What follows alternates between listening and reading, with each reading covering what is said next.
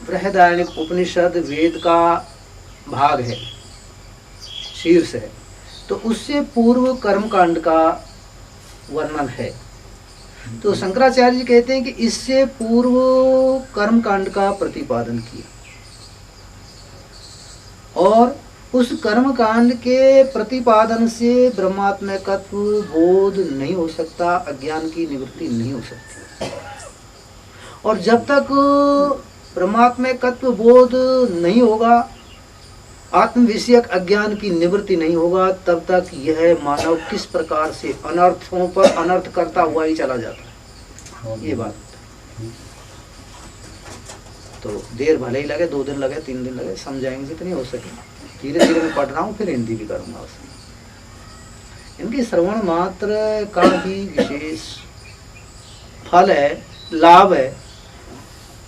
शब्द वो उन महापुरुषों के हैं, शक्ति है, उनका संकल्प इन शब्दों में सन्निहित है। तो सर्वथापि अस्ति आत्मा देहांतर संबंधी इति एवं प्रतिपत्तुर देहांतरगत इष्ट अनिष्ट प्राप्ति परिहार उपाय विशेष अर्थिनः तद विशेष ज्ञापनाय कर्म कांडम आरब्धम। देह से अलग आत्मा है,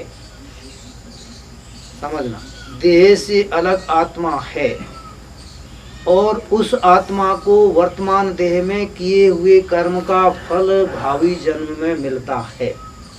कर्मकांड की बात होता है, मिलता है। ऐसा निश्चय जिसको हो गया है वही कर्मकांड में प्रवृत्त हो सकता है, वही उपासना में प्रवृत्त हो सकता है, वही धर्म में प्रवृत्त हो सकता है। और जिसको ऐसा बोध नहीं है वो किसी भी सत्य में, धर्म में, कर्मकांड में प्रवृत्त नहीं हो सकता। कौन बताओ, आप समझ के चलो, कौन हो सकता है, बता सकते हो? जो मानता है वो आत्मीय बोध है। क्या आत्मीय बोध है? कैसे? इससे अपनी आत्मा का बोध है। क्या आत्मा का बोध तो बालकों की है। जिस बच्ची से पूछो, छोटी सी बच्ची से, आत्मा तो ये बता, तू कौन है भाई, कौन जा रहा है, कौन जा रहा है रे, मैं। आत्मा का तो बोध इसको, मैं नाम आत्मा का। जो आत्मा को कर्ता भोक्ता मानना है। हाँ, कर्ता भोक्ता मानता है, इस देह से पृथक है नहीं, क्योंकि पृथक है, देह तो यहीं खत्म होगी। जीव भाव है वो। हाँ, जीव भाव है, कर्ता भोक्ता पाने का भाव। आत्मा इस शरीर से दूसरे शरीर को जब प्राप्त होगी, वो सिद्धांत बता रहा हूँ मैं, ऐसा आत्मा नहीं है, निकल कर जाने वाला आत्मा नहीं है। अरे नहीं समझ, निकल कर नहीं है, लेकिन जिसको एक शरीर से पृथक आत्मा है और कालांतर में इस शरीर के द्वारा किए हुए कर्मों का फल इसको भोगना होगा, वह कर सकते। अच्छा, वेदांती शरीर से आत्मा को भिन्न मानते हैं, कभी नहीं।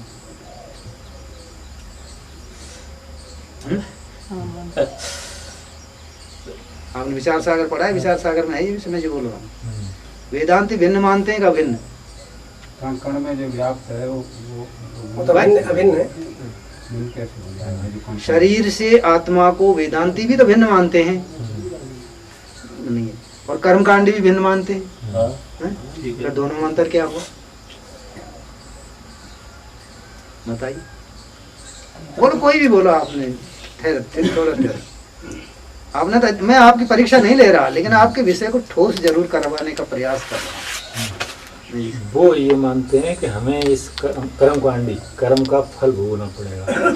वेदांती ये मानता है कि न मैं करता हूँ न मैं भोगता हूँ। मैं करता भोगता नहीं। तो क्या हूँ? शरीर से, मेरा प्रश्न पहले ये समझो, शरीर से पृथक दोनों मानते हैं, लेकिन दोनों में फिर अंतर क्या है शरीर से पृथक मानने में? कर्मकांडी को तो ये निश्चय हो गया कि किए हुए कर्मों का फल आगे अवश्य में भोक्तव्यम, तरीके से करूं जिससे मैं अपना कल्याण कर सकूं। इसमें तो ये बात रही।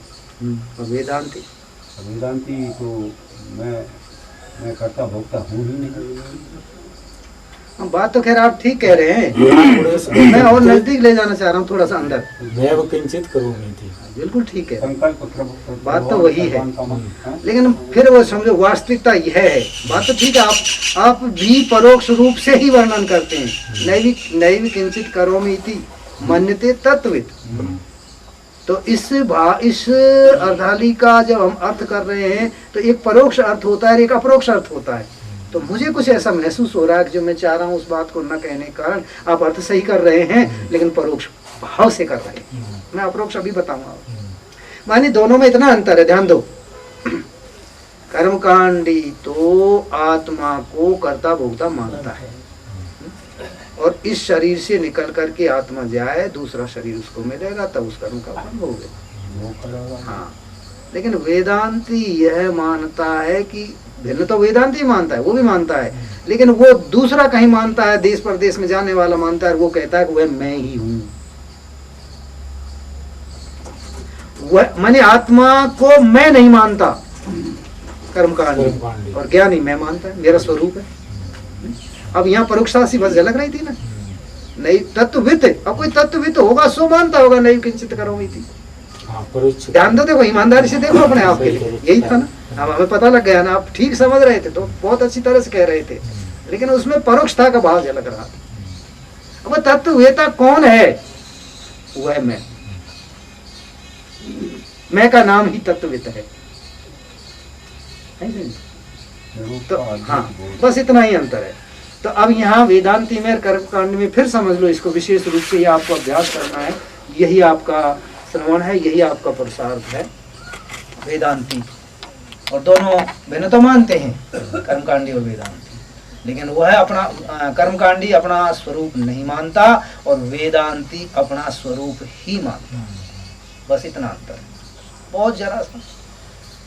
परिणाम दोनों के है जी, दोनों के बाद में बात करना, आप बाद में बात करना। आपकी जो बातें हैं वो समाज को तो थोड़ी हानिकारक हैं। मैं समझ रहा हूँ आप कैसे वक्ता हैं और कैसे क्या नहीं, इस पाठ के बाद में बात करना। ये पाठ है न कि तर्क वितर्क। हाँ, मन में रखो, डायरी रखो, लिख लो, आपके पास सारे समाधान होंगे, लेकिन बीच में मत बोलने का प्रयास करना अब से बाद में। आपका उस दिन सहन कर लिया, ठीक है। आइए, तो उसके लिए कह रहे हैं शंकराचार्य जी, ऐसा देह से भिन्न जो आत्मा को मानता है उसके लिए कहते हैं कर्म कांडम आरब्धम। अब मैं बोल रहा हूं, शंकराचार्य जी के बृहदारण्यक उपनिषद प्रारंभ हो रही है, उससे पूर्व कर्म कांड का प्रारंभ किया, वर्णन किया, ऐसा शंकराचार्य जी ने लिखा। न तो आत्मनः इष्ट अनिष्ट प्राप्ति परिहार इच्छा कारणम आत्म विषय ज्ञानम कर्तृ भोक्तृ स्वरूप अभिमान लक्षणम। इसका वर्णन जो किया है वो क्या है? ना को छोड़ दो, इष्ट अनिष्ट की प्राप्ति और उसका परिहार मानी निषेध करना आदि हैं, ये सब कर्मकांड में है। इससे इष्ट की प्राप्ति होगी, इससे अनिष्ट की निवृत्ति होगी, आदि आदि वर्णन है। तद विपरीत इस ज्ञान को मिटाने के लिए, विपरीत ज्ञान कौन सा है? इसके विपरीत मैं कर्ता भोक्ता हूँ, इष्ट अनिष्ट की प्राप्ति होती है, इस ज्ञान को मिटाने के लिए तद विपरीत, आगे समझ में, कर्तृत्व भोक्तृत्व ज्ञान को के विपरीत ब्रह्म आत्म स्वरूप विज्ञानेन अपनीतम, यह अज्ञान ब्रह्म आत्मा के स्वरूप को जानने से अपनीतम हटाया जाता है।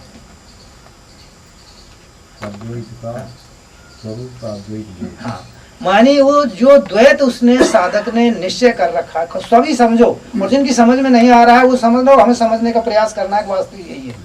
अब आखिरी में जा, उसके लिए आप प्रयास करो, मानव मात्र का अधिकार है इसमें, चाहे पढ़ा है नहीं पढ़ा है, सबका अधिकार है सुनने का, तो उसका प्रयास करोगे आप तो निश्चय आएगा। तो आ रही है आपकी समझ में? तो कहते हैं रूप विज्ञान अपनीतम, यह ब्रह्म आत्मैकत्व विज्ञान ही उसका मिटाने वाला है, उसको नष्ट करने वाला है। कौन सा? आत्मा कर्ता भोक्ता है। इसमें यावत ही तत् न अपनीयते, यावत ही तत् न अपनीयते, तत् मानी वह कर्तृत्व भोक्तृत्व का जो अज्ञान है, तत् न अपनीयते, यावत नहीं हटाया, बिल्कुल शब्द है, जब बहुत धीरे समझना। अब आपको कोई ये तो नहीं ड्यूटी का काम है, जब तक वह दूर नहीं होगा तावत अयम अयम मानी जीवात्मा, तब तक यह जीवात्मा कर्म फल राग द्वेष आदि स्वाभाविक दोष प्रयुक्त है। ये आपको जो 10-12 दिन से सुन रहे हो क्या, दूसरे रंगे जो पहचान तब तक कर्म का फल जो राग और द्वेष है। अब ये समझ में आ गई होगी भाष्य की पंक्तियों से कि जो हमारे राग द्वेष उपलक्षित निंदा स्तुति ईर्ष्या मत्सर मान सम्मान जो कुछ भी है कर्म फल, वो आपके पूर्व जन्म के किए हुए कर्म के फल ही हैं। बहुत अर्थ है। अब किसी को दोष मत देना, यदि आपको राग हो रहा है द्वेष हो रहा है तो माँ राग द्वेष के विषय से झगड़ा मत करना, अपने भीतर झगड़ा करना कि मुझे इसको मिटाना है, यहाँ से वही इस स्वभाव को मिटाना है। साफ कहती स्वाभाविक दोष प्रयुक्त, स्वाभाविक मानी पूर्व प्रज्ञा या स्वभाव मानी पूर्व प्रज्ञा दोष से प्रयुक्त राग द्वेष आदि में प्रवृत्त होता है। ये कब तक, यावत तत् न अपनीयते, कर्तृत्व भोक्तृत्व ज्ञान अज्ञान न अपनीयते। राग द्वेष हो गया ये पूर्व का फल, लेकिन इससे फिर आगे कर्म बनना। मेरे भाई तो वही वर्तमान की जानकारी मैं बताऊं, झगड़ा 3-4-10 दिन से क्या सुन रहे हो आप, वो तो होगा। ये कहते नहीं जब तक वह ये यह पंक्ति में कह दिया कि जब तक यह अज्ञान निवृत्त नहीं होगा तब तक दूर को कोई मिटा ही नहीं सकता, हो ही सकेगा, है ना। उसके लिए तो आपको ये सबका सार बताऊंगा, समझना है। अब क्या करना है, वर्तमान की जानकारी। फिर कर्म का फल राग द्वेष आदि तो स्वाभाविक दोष होने के कारण उत्पन्न होंगे, लेकिन अब आवश्यकता है वर्तमान की जानकारी। अब वर्तमान की जानकारी में भी दोनों की एकता, जीवन शक्ति। हाँ? एकता का अभाव है तो जीवन शक्ति पे पहुंचो, जीवन शक्ति का अभाव है तो सुनियोजित दिनचर्या पे पहुंचो। सुनियोजित दिनचर्या में भी यदि आपको आ रही है कठिनाई तो फिर पंचसकार का प्रयोग करो। भाई अभ्यंतर माने इनमें कोई में कमी है, भाई अभ्यंतर मौन पे आ जाओ तो फिर सबसे हट करके इसको बताएंगे, बिल्कुल फैसला होगा। भोजन होगा। बाह्याभ्यंतर मौन पर जाकर के फैसला देंगे शंकराचार्य जी, वही तो आपको सुनाया। हमारे पास भी क्या कुछ नहीं होता, गुरुजनों ने जैसे बताया और इन्होंने सुना है वही है। आपने जो सुना है वो जो कि उसको सार रूप से सुनोगे आप। मैं आपको हिंदी करता चला जाऊँ तो स्वाभाविक मानी पूर्व प्रज्ञा बन गई हो तो बिल्कुल आ रही नहीं समझ में। स्वाभाविक दोष प्रयुक्त मानी पूर्व प्रज्ञा दोष जनिते न प्रयुक्त, शास्त्र विहित प्रतिषिद्ध अतिक्रमेण अपि प्रवर्तमानो, शास्त्र ने निषेध किया है और विधान किया है उन दोनों का ही अतिक्रमण करता हुआ। कौन, स्वभाव दोष से जो युक्त है, बिल्कुल समझना, माने राग द्वेष से जो युक्त है वो शास्त्र विहित और निषिद्ध दोनों का ही अतिक्रमण कर जाता है। दोनों का अतिक्रमण समझ गए होंगे, माने शास्त्र विहित को तो करता नहीं है और निषेध को करता है, यही दोनों का अतिक्रमण। शास्त्र से ऊपर उठ जाता है, नहीं ऊपर कहाँ उठा है, अरे दोनों को करता है। अभी वहाँ की बात हाँ वही तो आ रहा है। यावत तत् न अपनीयत, यावत तत् न अपनीयते, तत् मानी अज्ञान, यावत न अपनीयते तावत स्वाभाविक राग दोष प्रयुक्त है, शास्त्र विहित प्रतिषिद्ध अतिक्रमेण वर्तमान वर्तते। ये समझो ना, छंद कर रहा है जो कुछ पढ़ रहा है संस्कृत आ रही होगी ना, बहुत सरल संस्कृत है, वो तो इतना तो करेगा। यावत उस बात को मत भूलिए, यावत तत् न अपनीयते, तत् मानी अज्ञान न अपनीयते, कर्तृत्व भोक्तृत्व अज्ञान न अपनीयते, तावत स्वाभाविक कर्म फल राग द्वेष स्वाभाविक दोष प्रयुक्त शास्त्र विहित प्रतिषिद्ध अतिक्रमेण वर्तते। दोनों का अब संस्कृत से उधर से सबसे हट जाओ आप, नहीं ऐसा नहीं। अब ये समझ लीजिए, अब जब तक स्वरूप ज्ञान नहीं होगा तब तक इन राग द्वेष से बनने वाले कर्मों का भी नाश नहीं होगा। जिसको आपने पूर्व दिनों में ये सुना कि पूर्व वो उद्भुत संस्कार, पूर्व प्रज्ञा, वर्तमान की जानकारी जो खिलौना बना करके रख देती है, यानी क्या खिलौना बनता है इनसे, वासना बनती है, वह नहीं मिट सकती। ये सुना होगा आपने, कैसे वो यहीं से लिया होगा, स्वाभाविक दोष प्रयुक्त। तो मैंने आपसे एक दिन और ये भी कहा था कि ये साधक सबसे बड़ी भूल यह करता है कि वासना को मिटाने का प्रयास करता है। लेकिन वासना के कारणों पर इसकी दृष्टि ही नहीं। तो जब तक कारण पर दृष्टि नहीं जाएगी, कारण नहीं मिटेगा, तब तक कार्य नहीं मिट सकता, वो तो होगा। ये कहा था, ये वो इसी पंक्ति का अर्थ है। तो फिर पढ़ रहा हूं, देखो अब आ जाएगा आपको। यावत ही तत् न अपनीयते तावत अयम मानी जीवात्मा कर्म फल राग द्वेष आदि स्वाभाविक दोष प्रयुक्त है। अब तो आ गए हो ना, प्रयुक्त है शास्त्र विहित प्रतिषिद्ध अतिक्रमण अपि, दोनों का ही अतिक्रमण करता हुआ भी, दोनों का प्रवर्तमान, प्रवृत्त होता है। अब यहाँ भी संस्कृत के हिसाब से प्रवर्तमान मान निरंतर करता है, सानस प्रत्यय है, निरंतर लगे रहना, निरंतर उन्हीं को करता है, रात दिन वही राग द्वेष से होने वाले कर्मों को करता है। मनो, अच्छा बोला जी, बैठे देखे हमने तो कुटिया में शांत रहते हैं, ऐसे भी तो हमने देखे हैं। बोलो मनोवाक का यही, काया से देखे होंगे तो, लेकिन मन से तो ना देख, पहले तो वाणी से ही ना देखे होंगे, बक बक कर रहे होंगे। चलो वो भी होगा, तो मनो तीनों से।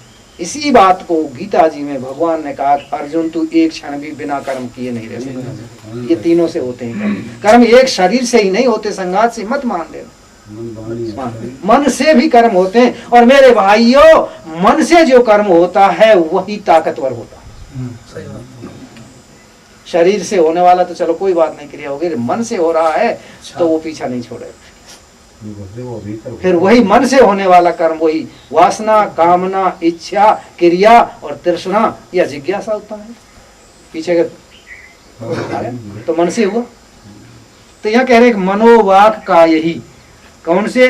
दृष्ट अदृष्ट अनिष्ट साधनानी, या तो इस लोक के या परलोक के अदृष्ट है? अनिष्ट, या तो चाहते हो जो अथवा नहीं चाहते हो। निषेध को करते हैं लेकिन उसके फल को नहीं चाहते, लेकिन होगा। लेकिन फल को नहीं चाहते, चोरी करके जेल में जाना नहीं चाहते, लेकिन अब तो अनिष्ट प्राप्ति हो गई ना। इष्ट अनिष्ट, दृष्ट अदृष्ट और अनिष्ट, इस लोक की परलोक की, जिसको चाहते हो वह अथवा नहीं चाहते हो वह, ऐसा फल होगा ही उस कर्म का। अवश्य में भोक्तव्यम कर्तम कर्म शुभाशुभम न अभुक्तम क्षीयते कर्म कल्प कोटि शतैर, ये होगा इसका अर्थ। यानी ये श्लोक का अर्थ ही है जो आप शंकराचार्य जी सुना करेगा। और अधर्म संज्ञकानि कर्माणि उपचिनोति बाहुल्येन, अधर्म ही संज्ञामानी नाम है जिन कर्मों का बाहुल्येन उपचिनोति, बहुमत से, अल्पमत से नहीं, पूर्ण मत से सरकार बनती है इसकी। पूर्ण मत में बाहुल्य ना, बहुमत से माने रात दिन बहुमत उन्हीं का है। राग द्वेष से उत्पन्न होने वाले कर्मों का बहुमत है मेरे भाई। बिल्कुल संस्कृत, कोई कठिनाई तो नहीं आ रही, बिल्कुल सबके समझ में आनी चाहिए, थोड़ी सी श्रद्धा होनी चाहिए बस। शास्त्र में, सिद्धांत में बाहुल्य न उपचुनौती। अच्छा क्यों करता है बाहुल्य न? बोला स्वाभाविक दोष बलियत्वात्। एक एक पंक्ति में अब जितना सुना, स्वाभाविक दोष बलियत्वात्। बोला न चाहते हुए भी क्यों करता है? स्वाभाविक मानी पूर्व प्रज्ञा दोष बलियत्वात्, बलवान। और पूर्व प्रज्ञा में भी बोला ठीक है, पूर्व प्रज्ञा होगी तो हम जब अनिष्ट है उसकी तो क्यों करेंगे? बोलो मन क्या, मन बलियत्वात्,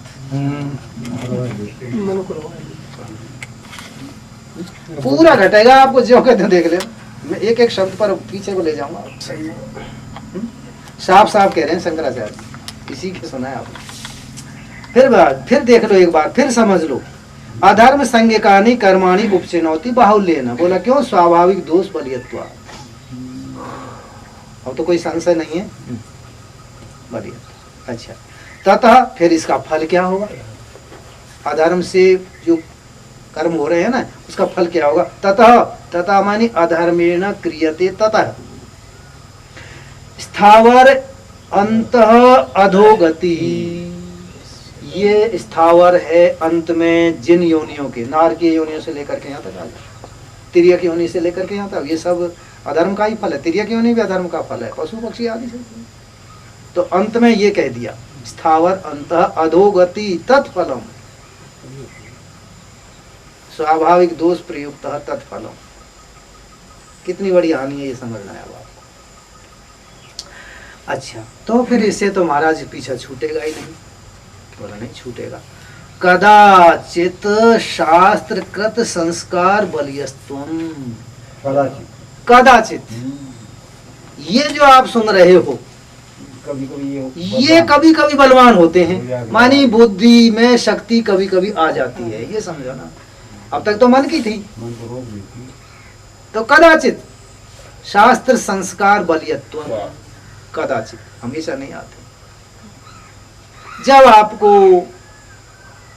विराग हो, विवेक हो, प्रकाश हो, शांति हो, श्रद्धा हो, प्रतीक्षा हो, तब समझ लीजिए कदाचित शास्त्र संस्कार बलियत्व या कदाचित धर्म संस्कार बलियत्व। अनुभव अपने आप ही होगा और कोई नहीं बता पाएगा अपनी की बात, ये स्वतः अपने आप ही जान पाएगा उसे। हाँ जी। ततः मन आदि भी, ततः मैंने इससे, फिर जैसे कहने मन आदि से कह लिया, ऊपर के क्या कहा है ना, मन वाक और काया। तो आदि, मन आदि से कौन को लेंगे, दो को और लो, वाक और काया। क्यों संस्कृत में तो लोभ करते हैं थोड़ा सा, पीछे कहा है इसलिए अब तीनों को नहीं कहा। नियम है तो आग लगाकर ततः मन आदि भी इष्ट साधन